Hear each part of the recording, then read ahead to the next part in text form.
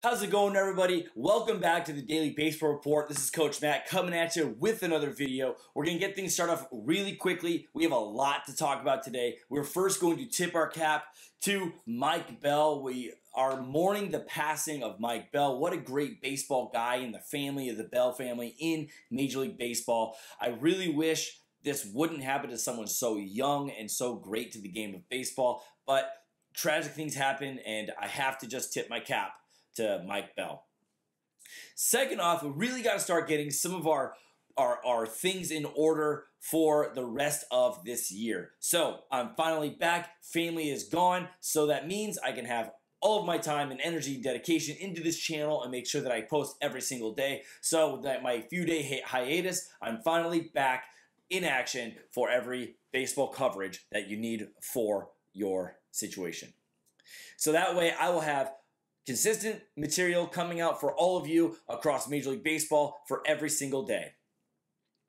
It is spring training, so that's why I decided to take a couple days off and just enjoy time with my family. And that being said, let's get into the video.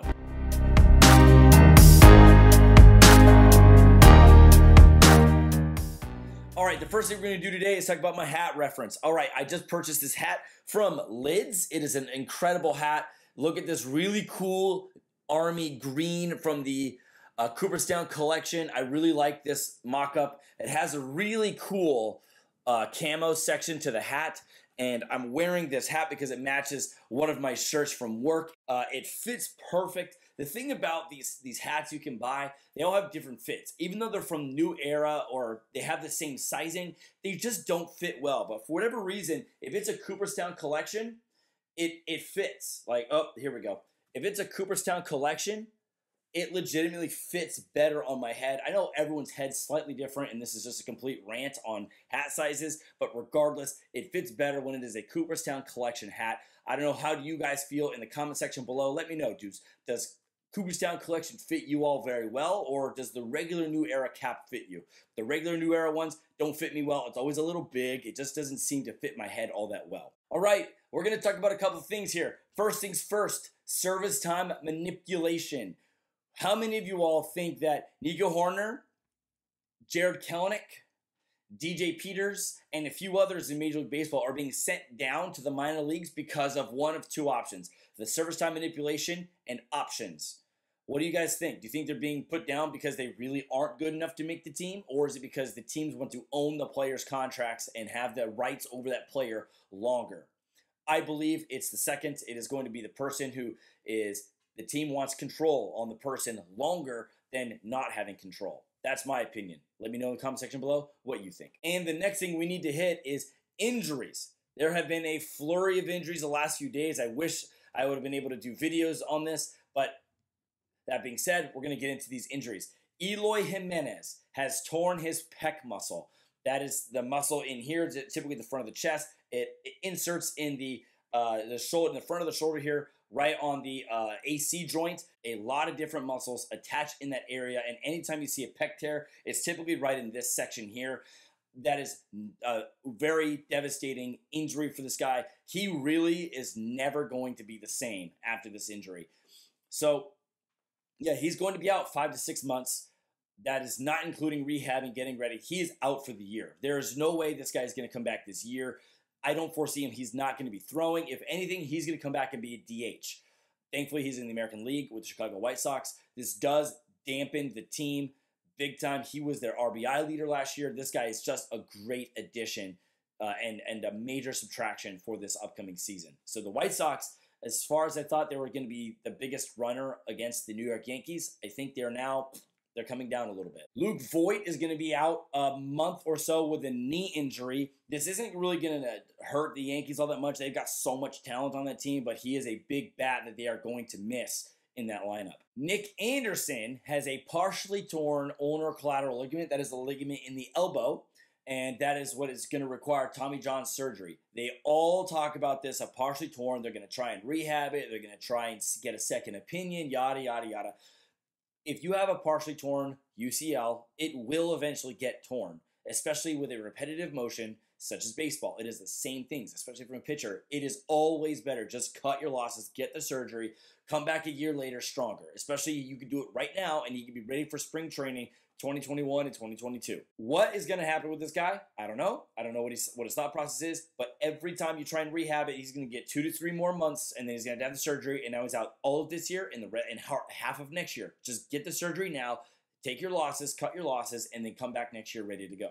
Erod of the Boston Red Sox has a quote-unquote dead arm and will not be the opening day starter for the Boston Red Sox. So instead, they're going to throw hard-throwing Nathan Eovaldi to be their opening day starter. Yep, he throws on average 100 miles an hour on every single pitch, but he gives up 17 runs every time he pitches. So I don't know if this is a good move or a bad move for the Boston Red Sox, but I do not think that they're going to win their opening day game because Eovaldi gives up like 7 runs a game. Juan Soto came out of the game yesterday on a precautionary measure on a calf. So as we all know, especially being in the outfield, you're going to have to move as fast as you can. As soon as the ball's hit, you have to take off. So it's just a precautionary thing. I had calf injuries in my time as an outfielder in college, so I totally feel his pain. It's always better to be safe. It's spring training. Take the next 5 days off to get ready for spring training for opening day. There's no need to rush it or try and all that. He is going to be just fine. The long game is more important than the right now. Get healthy. Be ready for opening day.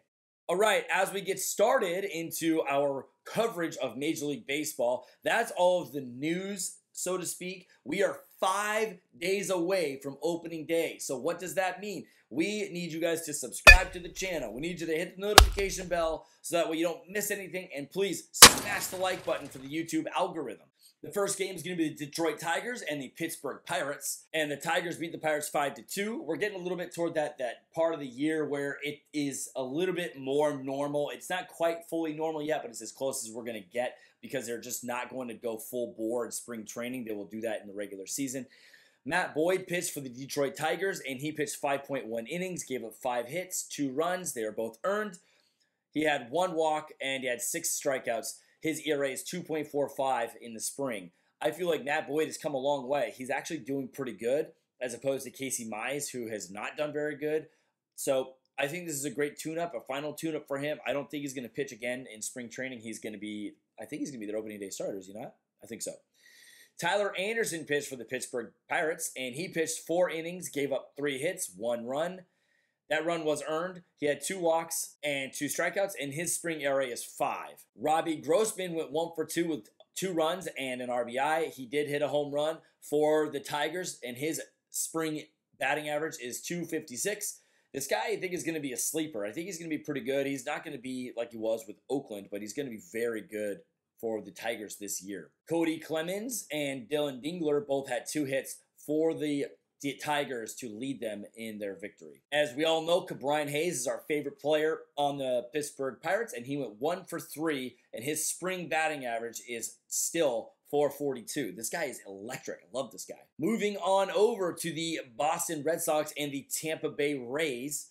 The Red Sox won this game 7-3. Jeter Downs hit a home run, and this guy, again, was the major piece in the trade for Mookie Betts.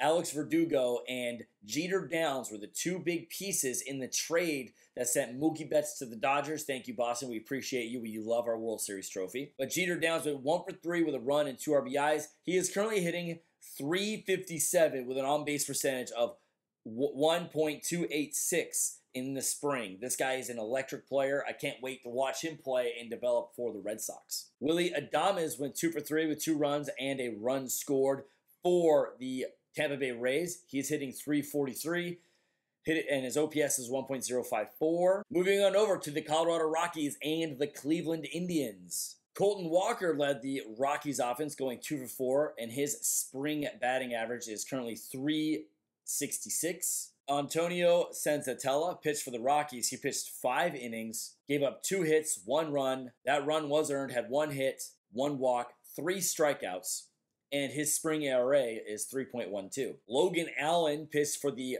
Cleveland Indians. He pitched 5 innings, gave up 3 hits. He struck out 7 and walked 2, and his spring ERA is 0.64. Jose Ramirez went 1 for 2 with a run scored and an RBI. He did hit a home run, and Owen Miller also hit a home run in this game for the Cleveland Indians. And the San Francisco Giants went over to Chicago Cubs to play in one of their games, and that game ended in a tie, 5-5. Kyle Hendricks pitched for the Chicago Cubs, and he pitched 4.1 innings, had 5 hits, 3 earned runs, 0 walks, 4 strikeouts, and his ERA is currently 6.39. I feel like he's just not the same after that kind of run in at first base. You know, pitchers shouldn't be hitting in the National League anyways. We should just adopt the universal DH so we have another hitter in our lineup. But that's just me. Let's just create more offense and decrease injury risk by having the DH. I don't know why, but he has not been the same since that potential scare at first base. Austin Slater hit a home run for the San Francisco Giants, leading their offense. And Jock Peterson had 2 big blasts in that game. That guy is just insanely good. It's just a new environment for this guy. He was already really good with the Dodgers, but he definitely did need a new environment. He wants to play every day. I know every player wants to, but he was in a platoon with AJ Pollock. He didn't like that. He's in Chicago, and he's just dropping bombs. I know it's spring training, but this is a microcosm. He's been doing this his whole career. He now leads spring training with 7 home runs. The Cincinnati Reds played the Arizona Diamondbacks. Jesse Winker went 2 for 4 with a run and 2 RBIs. His spring batting average is .270. He seems to be back into regular season form. Wade Miley pitched for the Reds. He pitched 4 innings. He gave up 4 hits, 1 run. That run was earned. He gave up 1 walk and 3 strikeouts. His spring ERA is 5.4. Madison Bumgarner pitched for the Arizona Diamondbacks. He pitched 5.1 innings. He gave up 4 hits, 6 runs. They were all earned. He had 3 walks, 7 strikeouts, and his spring ERA is 6.35. This guy's career is on the downslope, and I feel like it is just not going to stop. All right, so we have the White Sox versus the Brewers. The White Sox won this game 7-5. Rodon pitched 4.2 innings, gave up 5 hits. He had 2 runs. His spring ERA is 1.32. He also had 6 strikeouts. Freddie Peralta pitched 5.1 innings, gave up 6 hits, 5 runs. They were all earned, and his ERA is currently 3.95. He had 8 strikeouts. Castanheira hit a home run for the Brewers. Moncada and Freddie both hit home runs for the White Sox. Going over to the Braves and the Minnesota Twins, Kenta Maeda pitched for the Twins. He pitched 4 innings, gave up 3 hits. He had 4 strikeouts, and his ERA is a minuscule 0.49. Sean Newcomb pitched for the Braves. He pitched 2 innings. He gave up 1 hit, 4 strikeouts, and his ERA is 1.5. Kyle Garlick led the Minnesota Twins. There was a whole bunch of home runs in this game, but Garlick is the one I want to talk about. He has his 5th home run of the spring. He's been hitting the ball like crazy. He did go 1 for 5 in this game with that home run. His batting average is currently 3.14, the 1.105 on-base percentage. Moving over to the Miami Dolphins and the Houston Astros. Zach Greinke pitched for the Astros. He pitched 4.1 innings, gave up 5 hits, 3 runs, 3 earned runs, 3 walks. He had 5 strikeouts, and his ERA is 3.55. I feel like that's going to be where he's going to be at for the rest of the season. He might have a stretch where he goes like 4 or 5 starts and he's letting up 1 or 2 runs, but this guy's going to be around a 4 ERA, giving up a few runs. That's what I feel like his season's going to be. Trevor Rogers pitched for the Miami Marlins. He pitched 5.2 innings, gave up 2 hits, 1 run. He had 10 strikeouts, and his ERA is 2.84. The Nationals and the Mets. I feel like this is a growing rivalry. I feel like the Mets always want to be better than the Nationals. It's like their gauge for if they're doing good or bad. So the Nationals beat the Mets 7-3. David Peterson pitched for the New York Mets. He pitched 6 innings, gave up 4 hits, 2 runs. They were both earned. He had 1 walk and 2 strikeouts. His ERA is 3.75 for the spring. And Kyle McGowan pitched for the Washington Nationals. He pitched 2 innings. He gave up 4 hits, 1 run. That run was earned. He had 2 strikeouts, and his ERA is 2.79. Josh Bell hit a large oppo taco to the opposite field. This guy is just swinging free and easy this year. I feel like him being out of an organization such as the Pittsburgh Pirates, he's just going to do very good. He went 3 for 4 with 2 runs and a RBI. He is hitting .419 with an on-base percentage of .1433. This guy is he's going to be an MVP candidate this year. Moving over to the Baltimore Orioles and the New York Yankees. The Orioles won this game 4-1. Jorge Lopez pitched for the Baltimore Orioles. He pitched 5 innings. He gave up 2 hits. He had 1 walk and 3 strikeouts. Garrett Cole pitched for the Yankees. He pitched 5.2 innings, gave up 2 hits, had 5 strikeouts, and a 2.45 ERA. The Philadelphia Phillies and the Toronto Blue Jays, and the Blue Jays duked it out. The Blue Jays won this game 6-5. Hyun-Jin Ryu pitched for the Toronto Blue Jays.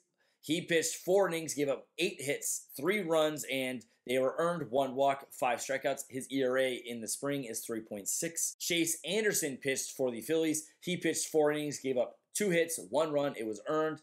He had 4 walks, 2 strikeouts, and his ERA is 3.07. Bryce Harper hit a home run for the Phillies. It was his 3rd spring home run, and Harper for the spring went .333 with an on-base percentage of .1207. Vlad Guerrero Jr. hit a home run for the Toronto Blue Jays, and it was a big fly, a big blast. The Oakland Athletics smashed the Dodgers, going 11-0. And Clayton Kershaw did not have a good start. He pitched 3.1 innings, gave up 9 hits, 9 runs, 8 of them were earned. Does it matter at that point? No. He had 2 walks and 6 strikeouts, and his spring ERA is 10.22. A little bit of a World Series hangover, I think. Cole Irvin pitched for the Oakland Athletics. He pitched 6 innings, had 1 hit, 2 walks, and 10 strikeouts for a 1 ERA in the spring. Dodgers hitters only had 2 hits in this game. Texas Rangers beat the Kansas City Royals 8-1. Whit Merrifield had 2 hits for the Royals. Taylor Hearn pitched for the Texas Rangers, and he pitched 3 innings. He gave up 3 hits, 1 run. It was an earned run, 3 walks, 5 strikeouts, and his ERA is 3.95. David Dahl had a home run for the Rangers in this game. Moving over to the Seattle Mariners and the San Diego Padres. The Padres won this game 6-3. Tatis went 1 for 3 with an RBI. He's hitting .379 with an on-base percentage of 1.162. Ryan Weathers pitched in this game. He pitched 2.2 innings. He gave up 3 hits, 3 runs. They were earned. 2 walks and 4 strikeouts. His ERA in the spring is 7.11. I don't know what the Padres see in this guy. I feel like every game he pitches 2 innings and gives up 3 runs. But that's just me. Marco Gonzalez pitched for the Seattle Mariners. He pitched 5 innings. He had 9 hits, 6 runs. They were all earned. He had 2 walks, 4 strikeouts, and his ERA is 6.32. Will Myers hit a home run for the Padres. He went 3 for 3 with a home run, 1 run, 4 RBIs. He's hitting .415 in the spring. Well, that does it for today's Major League Baseball coverage.